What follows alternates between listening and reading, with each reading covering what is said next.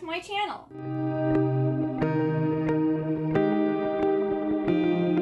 So today I'm going to be doing my April reading wrap-up. So I'm going to be talking about all of the books that I read in April. So let's go over stats first, because I have my handy-dandy reading tracker. Alrighty, so the total books that I read in April is 18, and only 2 of those were manga. So the majority of what I read in April was actual novels. The total number of pages read was 6,928, and my total audiobook minutes was 1,380. I DNF'd 0. I reread 0. The total number of books that were in a series was 11. The total number of standalones was 6. And then these numbers are going to be a little confusing because I only read 18 books, but I owned 15 of them and I borrowed 7 of them. That's because some of the books I borrowed the audiobook or the ebook version, but I own the physical copy still. So that's why I have, it looks like I have 23 books here, but it's because I own some of the ones that I borrowed. So I borrowed and I own them. My average rating for the month was 3.44, which is a little better than average. Like, it's not the best rating, but 2 of the books I read got 2 stars. So I usually, my months usually consist of 3 and 4 stars. And like, it's a really great month if I get a 5-star, and then like, if it gets a 2-star, not so great, and then I hardly ever give 1 stars. Like, I have to completely loathe the book to get a 1-star. But this month I had 2 2-stars, which is not very good and brought down my average. My most read format was hardcover. My most read genre was fantasy, which really isn't. Fantasy or romance is generally going to be my top genre. And my longest read was A Kingdom of Flesh and Fire. And then I have my April favorites. I had 1 5-star read, and that was the manga collection, but it wasn't number 1. And the reason it wasn't number 1 is because my favorite one that I enjoyed the most basically was a trash read. Like, it's not a good book. There's no substance really to it, but I thoroughly was obsessed with it, and even, like, as soon as I finished it, I had to read, like, the second book in the duology. So my favorite read of the month was Blood Orange by Karina Halley.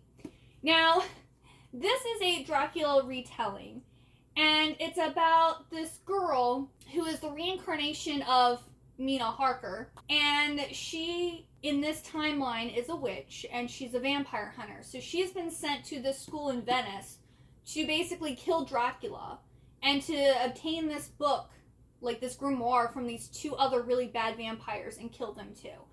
Well, of course she feels this instant attraction to Dracula because through all of her lives she has been in love with Dracula. Like, I guess she's like his fated, like, soulmate, but she keeps on dying or getting murdered. So they just can't ever be together. And in this world, you also can't turn people into vampires because they become like blood hungry and like they're basically like crazy almost. You have to be born a vampire to actually like be able to control your cravings and not like kill people when you feed from them and different stuff like that. I was completely obsessed with this book. We have like this story and everything's going great. And Dracula is one of the instructors there at the Institute, but it's really not that icky because she's 28 and he's like 30-something. So they're both consensual adults. Yes, he is her professor, but they are consensual adults. They do some sexy things while she plays the organ, or like, there's a lot. This has a lot of gratuitous sex in it, which I feel like could have been taken out, and a focus more so on the story would have been better. Because while I love this and it was hot and I like ate it up, I felt like at the end of the book I was just like, but what about the story? Like, she has like this whole mission and stuff and like nothing happens. So of course I had to read the next book, which was Black Rose.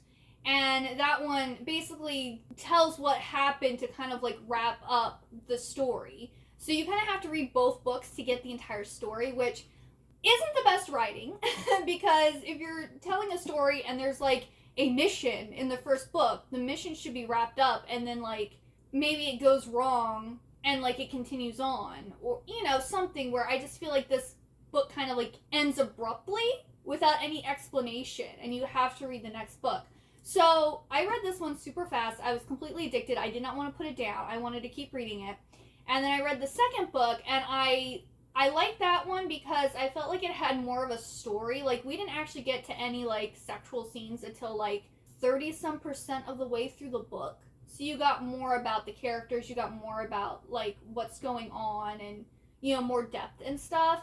And then once we hit that point, then it was just a whole bunch of sex again. And so then I'd say like the last like 2-ish hours of the second book, I got bored because they're just doing the same thing over and over again, and some of this like sex scenes were very similar to what they did in the first book, which kind of took away from the enjoyment.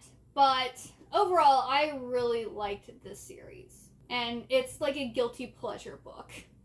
But it kind of got me out of a book slump. I was in a book slump in April, and I did read some books, including this one and the sequel, that were not on my TBR. But it worked. It kept me reading, and I was thoroughly excited for it. Then my next favorite read, which got a 5-star, was this precious little manga called Love and Focus, and this was 3 volumes in one, so it's the complete series. And we have this girl named Mako, who grandfather was a photographer, and because of his passion, she got really passionate about it, and sadly he dies, and she continues taking pictures because she made like a promise to her grandfather or whatever. And so she ends up going to this school and living in this like boarding house with other like photography students, and her childhood friend is there, and she ends up meeting this guy, and like when she sees him, she wants to take his picture. And she's normally into like doing like scenery and stuff like that. She doesn't normally do portraits, but she's like very inspired to take his picture. And so it's her trying to get him to let her take his picture, but also kind of like it's a little love triangle between them.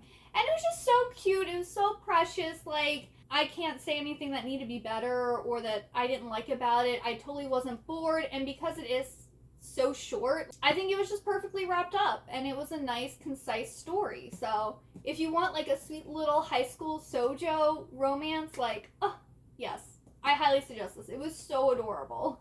And then my third favorite book was A Kingdom of Flesh and Fire by Jennifer L. Armentrout. Picking a third favorite was kind of hard because I want to say the majority of the books that I read were kind of all mediocre this month. Besides the first 2 I mentioned, I wasn't really obsessed with any of the books. So like A Kingdom of Flesh and Fire, while I did really enjoy it, and it had the banter between Hawk and Poppy like in the first book, which is what I really liked, and it had like a surprising like twist at the end, I was bored through parts of it. So I still gave it 4 stars because overall I did enjoy the book. But there were parts I'm like, okay, can we move on with our lives? Like, can we get to something more? Because I just feel with this series, I'm not really that invested in the story. I'm invested in the relationship between Hawk and Poppy. And I like the banter, and I like the dynamic between them. But the story, don't really care that much about. Like, the story isn't, in my opinion, that unique or special or anything like that. So I know apparently the third book, A Crown of Gilded Bones, is where most people say it gets really bad and isn't good anymore, so I'm kind of scared. But I'm gonna read it, I'm gonna see what I think. But like overall, both books, while I have enjoyed, like very much enjoyed parts of the book, there are other parts that are like very boring, so I just feel like the books are a little too long for what they are. Like it was my longest read. It was like 637 pages. For what? Like, why? I think it could probably been 400 pages and been better, and I wouldn't have been as bored. So yeah, it was kind of hard to pick a third favorite. But on to is the rest of what I read. So this is the first book I finished listening to. Well, I think I listened to most of it, and then like I read like the last 50 pages or something like that. And this one I really enjoyed. I do want to continue on with this, so I'm planning on pre-ordering the sequel from Fairy Loot. But this is about this girl. It's this world where like there's this storm that's like encroaching upon the land. If the storm touches you, it changes you. But if you go into the storm, you don't come out of the storm. And her father knows like this special like magic that like the common people aren't supposed to have. And his wife was actually like, or him and his wife were a rebel, and she went into the storm and hasn't come out. And so he's kind of like a fugitive, and he ends up getting caught, and she pretends that she wants to join like the secret military group or whatever that the kingdom has, and she ends up becoming friends with the prince, and they're like working together to try to stop this storm from like taking over, you know, and killing everybody. So it was really enjoyable. I really liked it. It was well written. I liked the magic system in it. It was very different from like other things I had read, and I believe I gave this one 3 stars. So while it wasn't like amazing, I still really enjoyed it, and I liked the audiobook a lot. Like when I was listening to it, I was really enjoying listening to it. But like overall, it didn't blow me away. Then I read Ready Player 2 by Ernest Cline, and this is the sequel to Ready Player 1. And in this one, it's been a few years since Wade. It's been a few years since Wade and his friends solved James Halliday's like competition and won all of his money and the company. And they find out that there's this new technology that actually like, instead of you looking through like VR glasses, it actually like taps into your brain so that you are actually like fully immersed in the world now of the Oasis. But the only problem is you can only wear it for 12 hours a day. If you wear it longer than that, it can basically destroy your brain. And we have some evil person who has hacked the Oasis system and is holding everyone hostage who is linked to this device, and they have to complete this new quest that James Halliday pre-programmed into the world, and I guess give the bad guy this certain thing, or he's gonna let everybody's basically brain fry. So it was good, but it just wasn't as good as the original. So I think I gave this one also 3 stars. It was enjoyable, but just not as good as the first one. Then I read How to Sell a Haunted House by Grady Hendrix, and this was the first 2-star of the month. This book was ridiculous.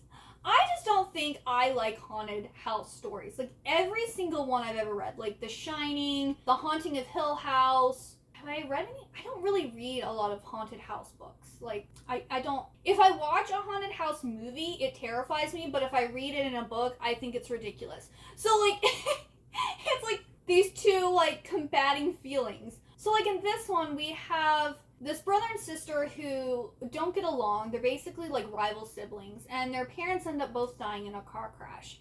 And they have to work together to kind of get the house situated so that they can sell it. Well, it ends up that the house is haunted. And it's haunted by puppets. Okay? There's an evil puppet that is there in the house. It was just so ridiculous. I was literally like reading passages to my husband and laughing because I'm like, this is so absurd. Like, this isn't scary, like, at all. I can't take this book seriously in any way, shape, or form.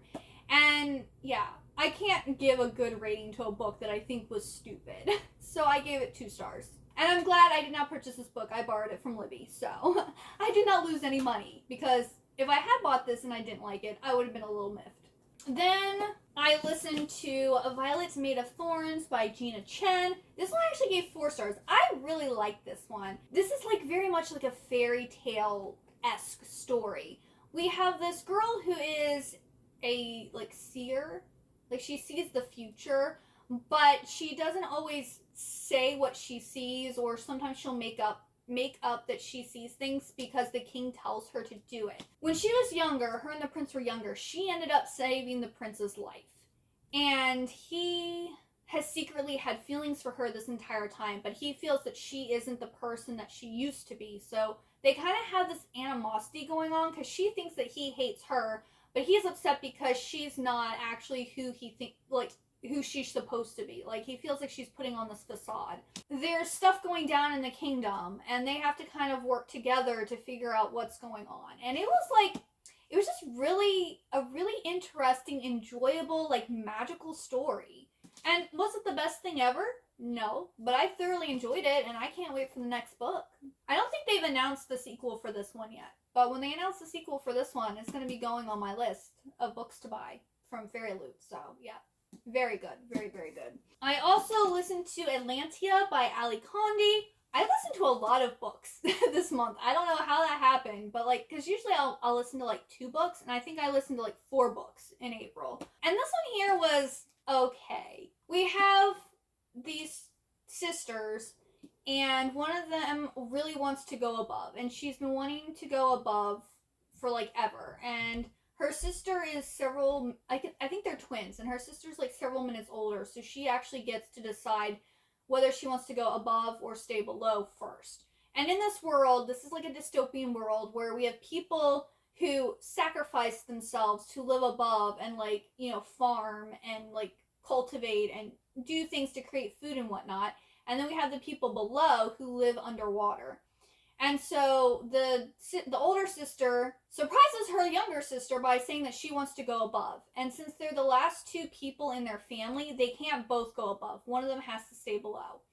So the younger sister has to stay behind. And she like is totally flabbergasted. She doesn't understand why in the world her sister would do that to her, because her sister begged her to stay down below with her. There ends up, of course, there's like some shady stuff going on, like they aren't being told the correct things by the people in charge, and there's a little romance, and the younger sister is trying to figure a way to get to to the above to be with her sister, because she doesn't want to stay in the below. It was just your generic YA like sister dystopian story, and yeah, I think I gave this one 3 stars. Because while it was entertaining and interesting, it was just okay, you know?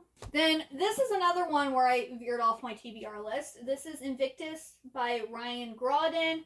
This one sounded so interesting, but I ended up only giving it 3 stars because it's like this time travel story about like these people in the future who have like time machines, and they go back and they like observe events in history and document them, and I guess kind of keep like the past alive in that way. Well, our main character, Farway, is going to like this time traveler school, and he ends up failing, and it's because of a glitch in the system, but the teachers or whatever don't believe him and say he's just making stuff up, and they fail him, so he can't be a time traveler. So he ends up getting recruited by this like black market dealer, and he's made the captain of a time traveling machine. So he gets his friends, like they have to have like 4 members for their time traveling group to go back, and they're supposed to steal artifacts that were damaged. So if they steal them, no one's going to miss them, because they should have been destroyed. So like going to Titanic and stealing something that should have, sunk with the ship, or going in grabbing something before a bomb ends up blowing up a building. Like they go in and steal certain things from those time period before they're destroyed. And it ends up that the timelines are deteriorating, like something's happening and like erasing certain points in history, and they have to stop it. So it was interesting, and I love time travel, but for whatever reason, I just didn't connect with this book. And it could just be I did read this during my reading slump. I didn't really know what I wanted to read, so that could have affected my opinion towards this. I'm not really sure. Next, I read The End of Oz by Danielle Page. This is the 4th and final book in the Dorothy Must Die series, and I gave this one a 3 star. I think it wrapped up the series pretty well, but I still believe the first book is the best one in the series, and then after that, they're all just kind of average. Because I think I gave the first book 4 stars, and then all the other ones have gotten 3 stars. And I've talked about this a lot on my channel, so I'm not gonna rehash what Dorothy Must Die is about. And I can't really talk about the 4th book because it's the series finale, if you will. Then I read this one here, The Vermillion Emporium by Jamie Pacton. This one here I gave a 3.5, but it wasn't because I didn't enjoy it. It was just, I couldn't really connect with it, but I love the writing style. I loved the idea of it. I loved what the author was trying to say, because this book was actually inspired by this book, which when I was reading, I was like, oh, this kind of gives me the Night Circus vibe. So this book was inspired partly by the Night Circus. It's also inspired by the Radium Girls, which is it's actually a historical event about these girls it was about young female dial painters who used radium to paint luminescent faces of watches. And they would dip the tip of the brushes in a pot of radium, and then they would lick the brushes to keep the paintbrush nice and pointed.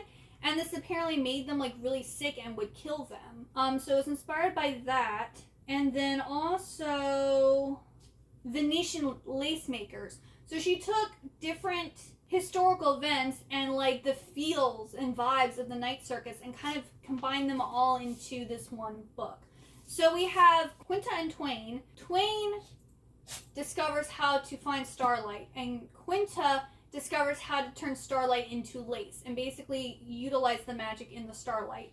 And so they're tasked by the queen of their land to make her a dress for this ball. And then Quinta makes her own dress and then ends up being kidnapped by another nation and is forced to create articles of clothing for that queen too. So it also kind of gave me the that Elizabeth Lim book where she wants to be the tailor for the king. It kind of gave that vibe too. So it had a lot of different feels to the book, and overall it was very enjoyable. It was very beautifully written. I really enjoyed it, but it just didn't wow me. You know, there's just something missing that didn't give it a 4 or 5 star. It didn't disappoint. Like, I got this one, I was like, this is beautiful, I'm pretty sure I'm going to enjoy it. I don't know if I'll love it, but I'm pretty sure I'll enjoy it. And I did thoroughly enjoy this book, and it was very inventive, I guess. Like, clearly she took a lot of things from different things to put into here, but it was still a very unique read. So I do suggest this book. I was having a reading slump, so if I wasn't in a reading slump, I might have actually given this a 4 star. I don't think it would have gone a 5 star, because the relationship between Quinta and Twain I didn't really buy, but everything else was really great and I really loved it. So then my second 2-star read was These Wicked Stars. I was so upset because if you guys watched my April TBR, I was like, this is the book I'm most excited for. Like, it was compared to Caraval and it was compared to something else, and they were, I think it was The Cruel Prince, like the Folk of the Air series. I think it was compared to those 2 series, and I love Caraval. And Folk of the Air, you know, I'm not as obsessed with it as everybody else, but I like Holly Black, so I do enjoy her books. But we have our main girl character who is a bastard. Her mom stepped out on her husband. Her mom was married to a man, and she stepped out on him and had sexual relations with someone else and ended up pregnant with her. So she has been kind of bounced around on the family and looked down upon and treated horribly. And she was engaged to this man to be married, but it was like a secret engagement.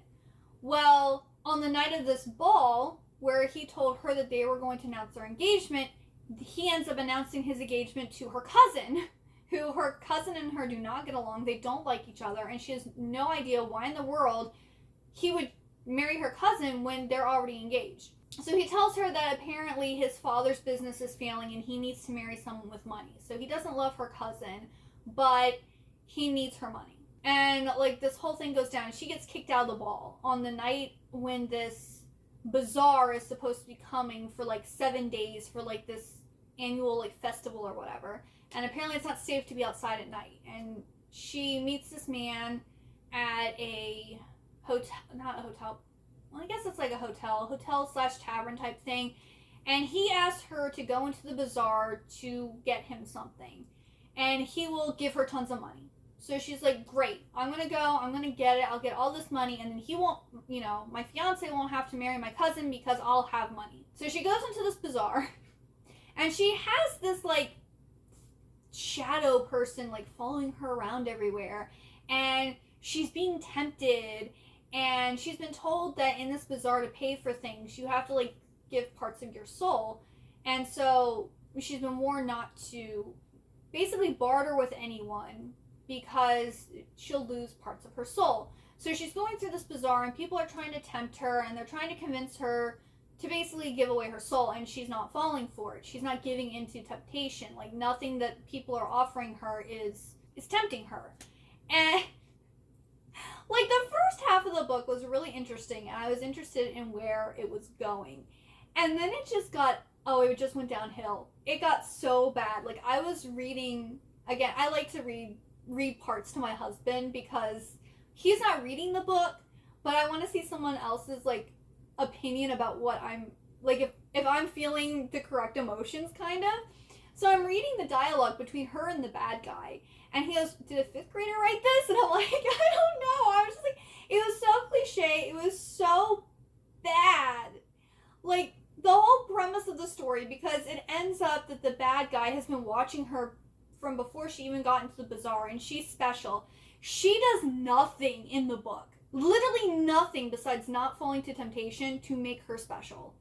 Nothing. She has no fighting ability. She's not smart. She's not, I mean, she's pretty, but she's not, like, gorgeous. Like, there's nothing special about her at all. I mean, we found out later that there is, but, like, it's just talked about. It's not, like, shown. And, like, it's not even something that she has any control over either. Like, I want to be... Don't read this book. This is the first in the series. I will not be reading the rest of the series. The relationship in here made zero sense whatsoever. The second half of the book was just terrible. Absolutely terrible. Like, no, two stars. I'm sorry. It was bad. Don't read it. Just don't read it. Then I read A Cold Legacy by Megan Shepherd. This is the third and final book in the Madman's Daughter series, trilogy. And this is a retelling of Frankenstein.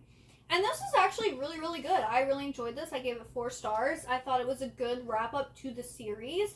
It, like, you know, kind of closed everything up, and I love Montgomery. I'm Team Montgomery. If you know, you know. So yeah, this was really good. And this trilogy overall, if you are into Gothic literature, that does have a very YA love triangle tropiness to it, you'll like this. If you don't like YA, love triangle tropey stuff, then you might find this a little annoying, but that's my bread and butter. I love my love triangles. So, I love it. Then I read My New Life as a Cat Volume 1. This is so adorable. Like, look at this.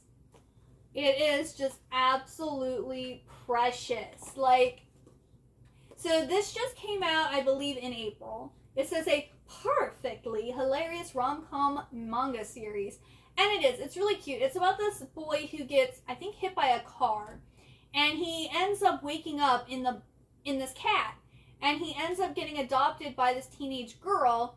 And he kind of has a crush on her. But he's a cat.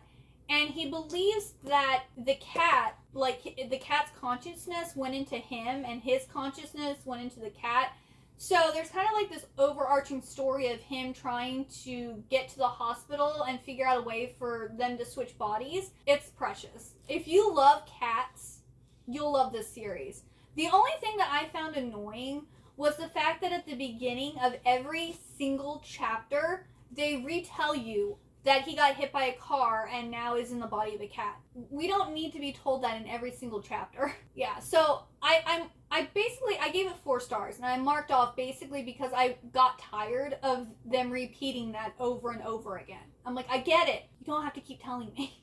I mean, this might be serialized, so it might be like a chapter is released every month in one of the manga serializations, but like, not all manga that's serialized does that. So like, I don't know, I found it slightly annoying, but the actual like stories, the characters, it's hilarious. It's really, really cute. Then I read Fairest by Marissa Mayer, and I gave this one 4 stars. I actually really enjoyed this. It was nice and quick. It was a very concise story, but you got to see like how Lavinia became the way, like, the evil queen that she is in the Lunar Chronicles.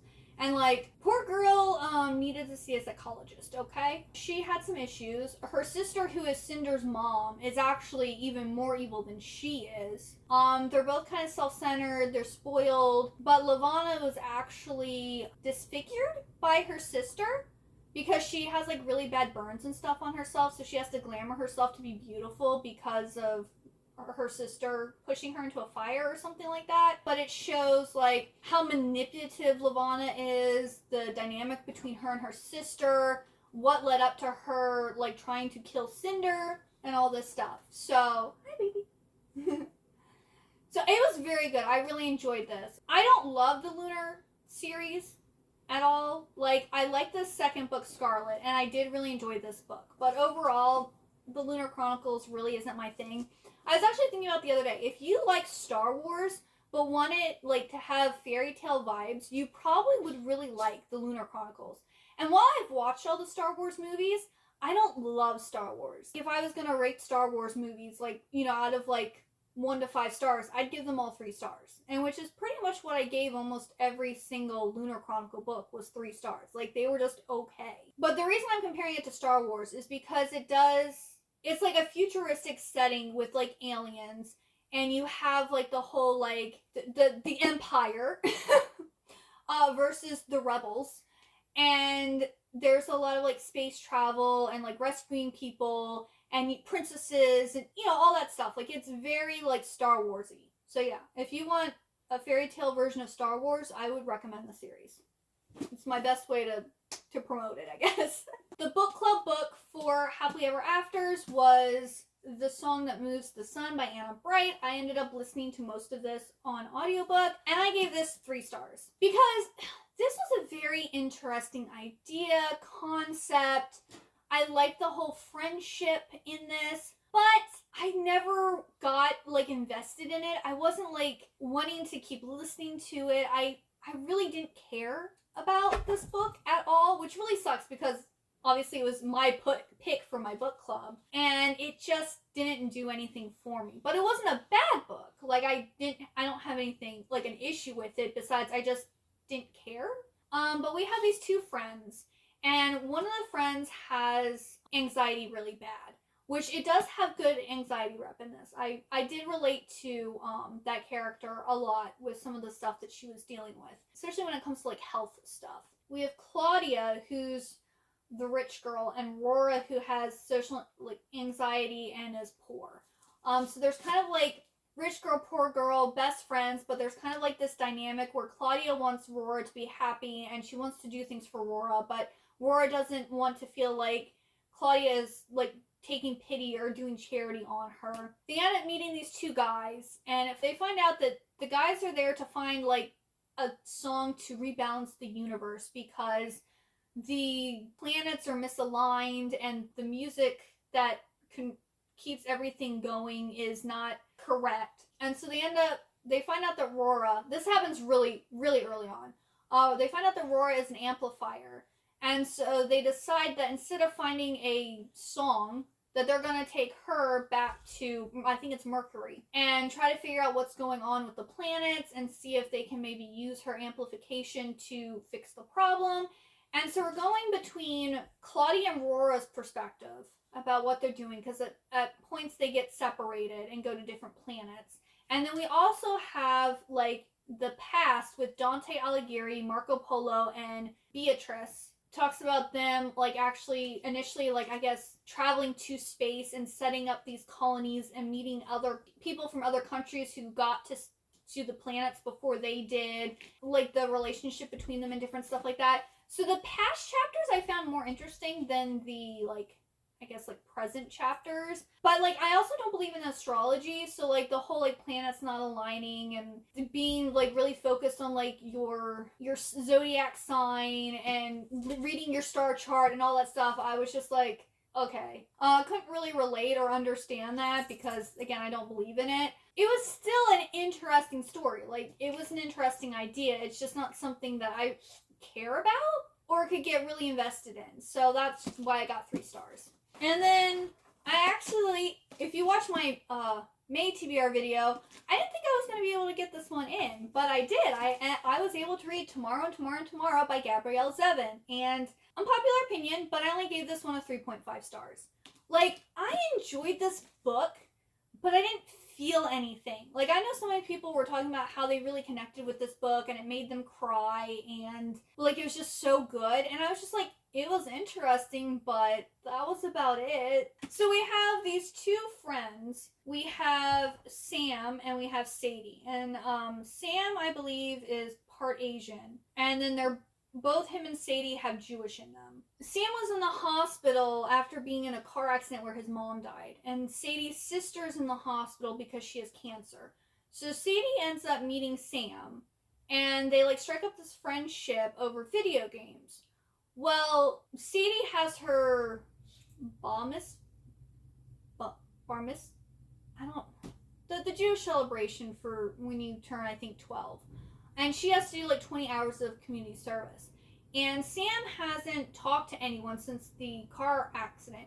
So when the nurse finds out that he actually had a conversation and was interacting with Sadie, she mentioned, I guess she brings up the fact that maybe she should come and visit him or whatever. And her mom was like, well, why don't you come and visit him and get your 20 hours of community service by coming to the hospital and spending time with him. Now, her thing was, she actually enjoyed his company. She would have gone to go and spend time with him even without this, but because her mom suggested it, she just went along with it. She's 11 years old, okay? She doesn't know any better. He doesn't know that she's visiting him and getting, points, basically, for coming and seeing him. When he finds out, of course, he blows it all out of proportion. It's a big thing. I mean, she ends up going, she only needed 20 hours of community service time, and she ends up doing like 609 hours. You're not going to go and spend 609 hours visiting someone if you don't actually enjoy their company and want to spend time with them. Just saying. But it like jumps around to all these different timelines, and they meet at a train station during college, and he ends up convincing her to make a game with him, and that game does really well.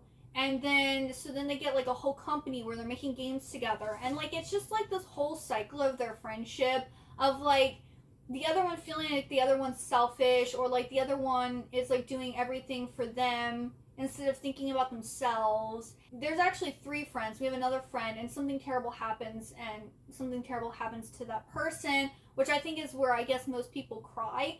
But like, I didn't get attached to any of the characters. I know someone said that like, I forget who, but someone goes, Gabrielle Zevin writes such realistic characters that you really get to know them and feel like they're real people. I didn't feel that same way. And then I didn't like the chapter where Sam and Sadie have been fighting for a while, and you go from like Sam and Sadie's story to like all of a sudden we're like in this like western town, and like they're going around like building a homestead and meeting a doctor, and I'm like, are they playing a video game? I'm like, is that what's going on right now? And so like there's this whole part in the book where it's just Sadie playing a video game, and I'm just like, okay, when's this gonna be over? Like, I don't care.